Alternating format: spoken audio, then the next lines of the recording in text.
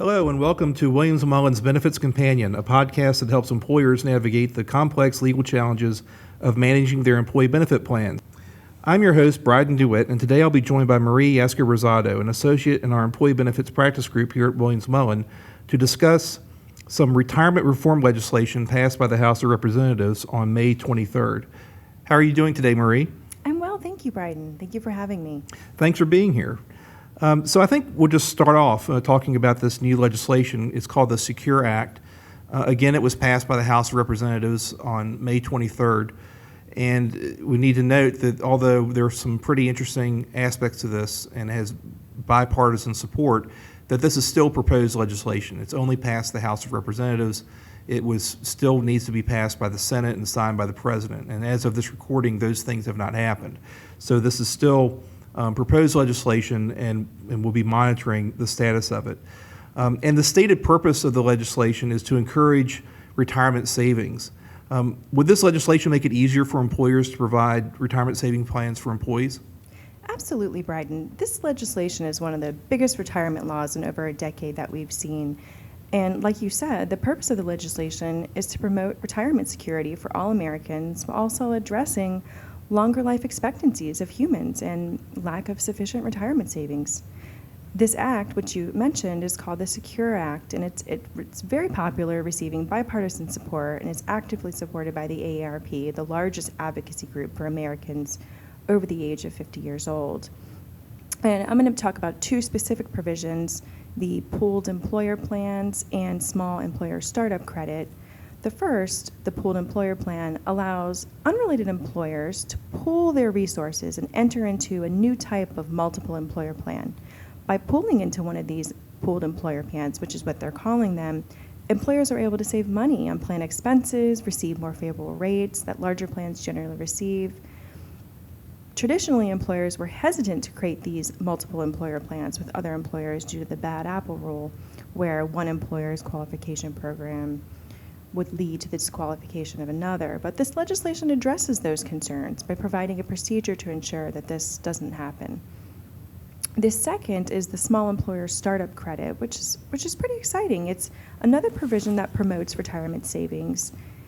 And traditionally, before this, $500 was the credit that was allotted. But if this law passes, the credit will be increased up to $5,000, which is a substantial amount of money that will allow small employers to create 401k plans for their employees. So those are pretty interesting proposals to help smaller employers maintain or sponsor 401k plans. I mean, first of all, a small employer doesn't have to worry that if they band together with other employers that a qualification problem that another employer has is going to affect their plan. And the startup credit going up to $5,000, that's a substantial increase. And then this allows smaller employers to band together, pool resources, and get lower fees and have a better experience with their 401k plan. So that seems like a pretty good idea to me. So the legislation is doing some things to help employers sponsor plans. What about encouraging employees to participate? One of the reasons a lot of, especially younger workers, don't contribute to 401k plans is they're concerned that they're going to need the money, that if they have an elected deferral into the plan, it's locked into the plan and they can't get it until they retire. They're not really thinking about retirement, they're thinking about the bills they have to pay each month. So does the legislation do anything for participants to help them feel more confident about making contributions to plans? Absolutely. This legislation specifically addresses some of these concerns for parents, and it provides penalty-free withdrawals of up to $5,000 from 401k plans, 403b plans, government 457b plans, and IRAs for expenses related to the birth or adoption of a child for up to 1 year following the birth or legal adoption of the child. So that's a pretty helpful benefit. Yeah, especially for people who are starting off with a family. There are a lot of concerns about having cash, and so if this passes, employees could, make contributions to their 401k plan, knowing that if they have a child and have expenses, that they can pull the money, at least some of the money, back out of the plan. Would the legislation do anything else to increase 401k plan participation? Yes, the Secure Act requires 401k plans to allow its long-term part-time employees that have worked for over 3 consecutive years with this specific employer to participate in the 401k plan. And this is pretty exciting for those workers that are part-time employees, and they will continue to be for a long time, and will allow them an avenue to save for retirement. And some employers were concerned about discrimination testing, but the legislation actually provides relief from testing. So this requirement would not negatively affect employers in any way. So a lot of part-time employees, don't work the 1,000 hours in a plan year to be eligible to participate. And so what you're saying is this legislation would require, this would really be a requirement of employers that if you have a 401k plan, that they would have to allow employees, these part-time employees, to participate in the plan. Yes, so long as they had 500 hours for that year, they would be considered eligible. Okay, so it's a reduction of 1,000 to 500 hour Yes. requirement for part-time. Yes, and another provision I want to mention is the increase in the auto-enrollment rate.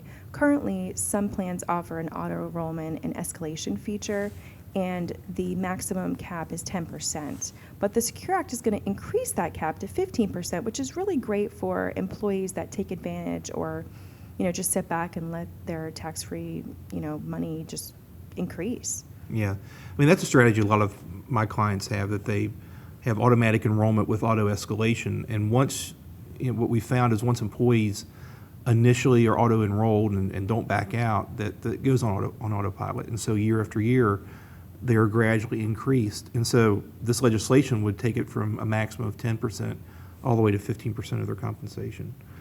Now, what about employees who are getting ready to retire or who are working past age 70? Is there anything in the legislation that provides relief for them? Definitely. As I had mentioned, this law, the goal is to kind of, meet it up with the retirement needs of 2019, 2020.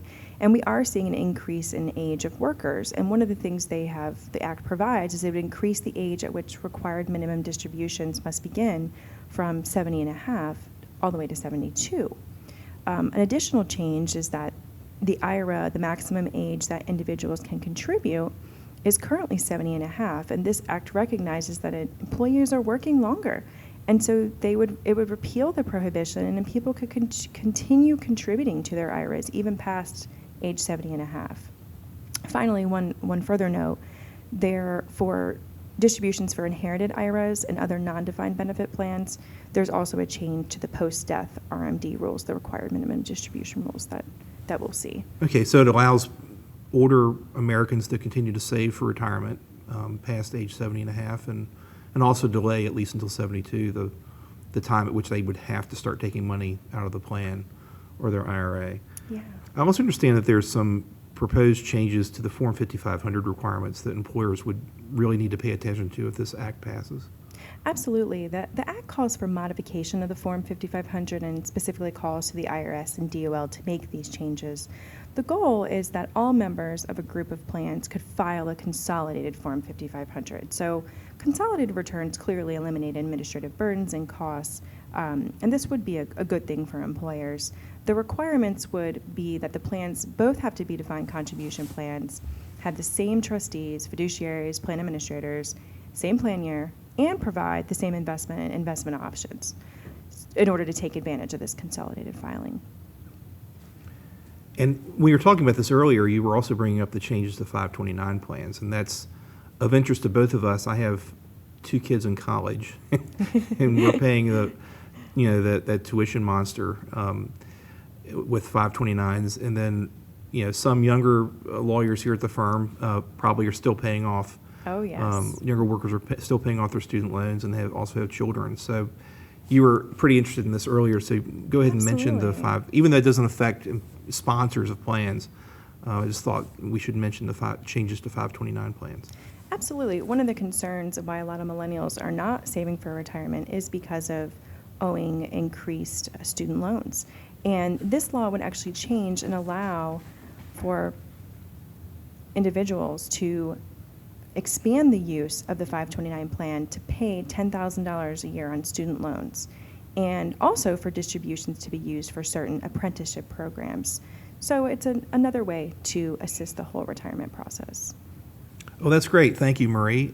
That will wrap up our discussion about the Secure Act. I'd like to thank Marie for joining me on the Benefits Companion. If you have any questions or suggestions for future episodes, please contact me. You can also visit our employee benefits practice page at williamsmullen.com/employee benefits.